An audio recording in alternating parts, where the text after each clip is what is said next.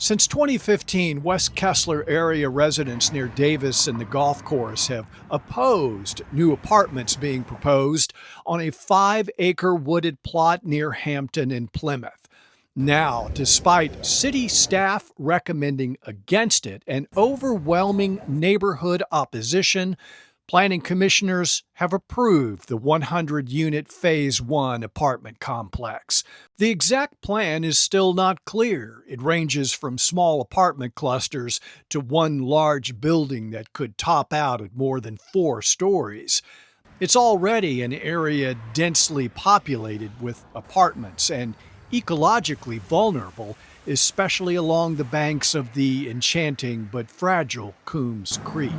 This is the state of erosion already, and to greenlight more development that's going to just cause more erosion, just to me makes no sense. West Kessler resident Joseph Beckham leads the opposition. He takes me on a tour of the proposed development area.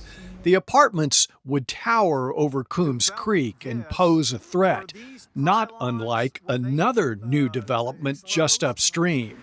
Years of flash flooding has destroyed the creek bank, putting structures and lives at risk. The new project would replace several acres of greenbelt thicket with concrete and hardened surfaces, which will pose a threat to structures and parkland downstream. Certainly a concern today, but even decades ago, this city floodplain engineering report on Coombs Creek from 1983 warns about the dangers of encroaching development. That significant increases in the amount and concentration of storm runoff are to be avoided wherever possible. And what does that say to you? It says to me that this particular part of the creek is literally the most tenuous stretches of the creek that there is. We're going to see some soil erosion in Coombs Creek. Just days ago, area residents had an opportunity to raise concerns with council member Chad West. And so I can't get technical with you guys tonight, but I want to take all your feedback, a lot of it which I've already heard. And what many residents wanted him to hear again is that the development would not just damage the environment, but put this neighborhood at risk. You do not want to see a development here because it's going to harm somebody in the long run.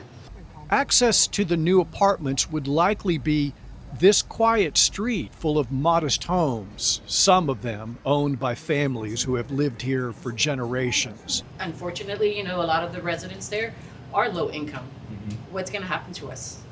Councilmember West, what will happen? After all, you're the deciding vote, and you hold the power to say yes or no. There's zero chance everyone's going to be happy. Zero chance.